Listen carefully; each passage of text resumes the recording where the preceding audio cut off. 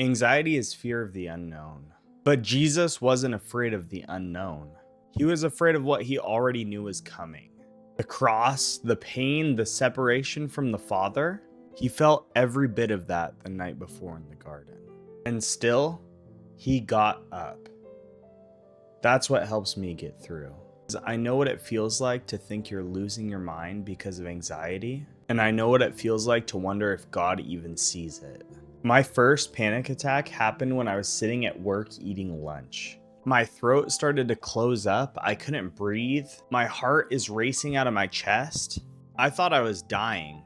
Immediately I go to the hospital. They take me to the back, they run every single test they have. They come back and they tell me that there's nothing wrong. They told me that, but I knew it wasn't true because the very next day, the exact same thing happened again at work. In fact, it happened every day for a month, maybe two. I was missing work, my money started to just dwindle, my world kept getting smaller and smaller.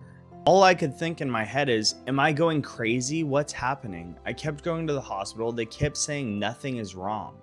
I knew it had gotten to a breaking point when I paid for a $27 movie ticket and I couldn't make it through the movie. I left early. In fact, every public event, it was just too much for me.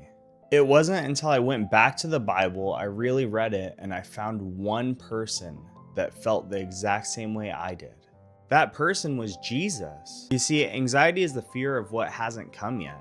In fact, most of what we dread never comes. But Jesus dreaded something that was absolutely coming. And he felt it fully. Luke 22:44 talks about Jesus in the garden and he's sweating blood. That's a real medical condition called hematidrosis. It only happens under extreme psychological stress. He begged for the Father to take the cup away.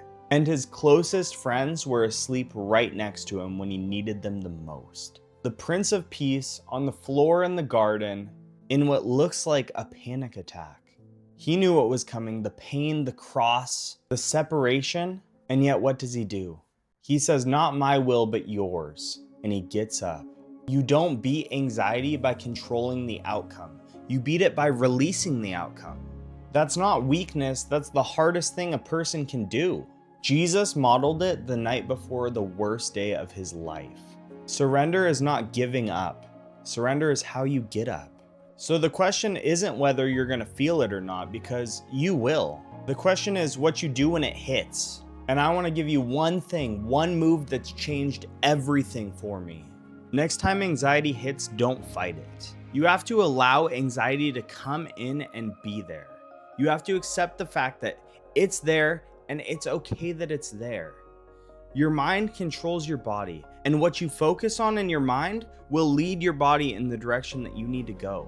Surrender it to the Lord. Don't put it in your own hands. Don't try to face it head on. Say to yourself, "Not my will, but yours." Live that out. You won't feel instant peace, but you'll feel the spiral start to slow down because you stopped feeding it and letting it control you. Because when you surrender, you build your faith and you let the anxiety diminish on its own. There's a song that I absolutely love called "Praise You in the Storm." I truly believe that when you're in the lowest moments, the hardest moments, and you choose to praise God instead of letting it control you, that you will be rewarded. You'll start to feel a change, you'll start to see a change. But here's the thing. Anytime you let anything rule over your life, you're unaligned with God's plan for what he has for you. So I challenge you next time, choose faith. Because faith isn't about not feeling fear. It's about moving in spite of the fear. Jesus didn't face the cross because he wasn't scared. He faced the cross because he trusted what was on the other side of that pain. That's the call. Not to have it all together, not to wait until you're healed, but to get up, just like Jesus got up, and take the next step. Your anxiety doesn't get the final word on your life. God does. And if you're faithful, God already made that decision for you.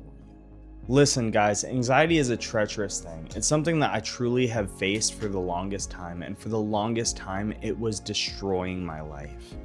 I know just how treacherous it can be, and I know just how dangerous and painful it is. So I encourage you guys, you're not alone. You're not going through this on your own.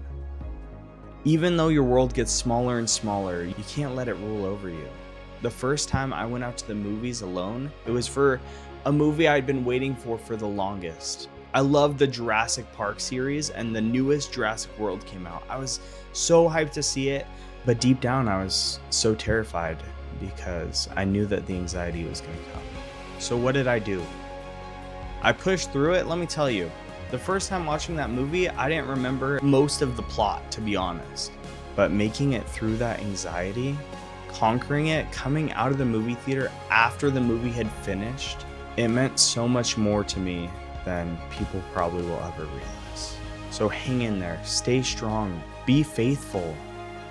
Take that weight off your shoulders, put it on God, and you'll be rewarded for it. I hope you guys have a blessed rest of your day. If you guys made it this far, just type in the comments, conquer anxiety. Hope to see you guys there.